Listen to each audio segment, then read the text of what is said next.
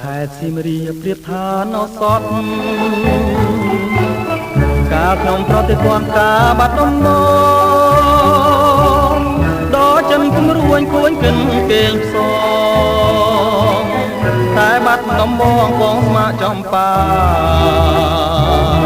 ឥឡូវបានយល់ចំពេសៀមរាបក្រអូបជួតជ្រាបពោពេញអរា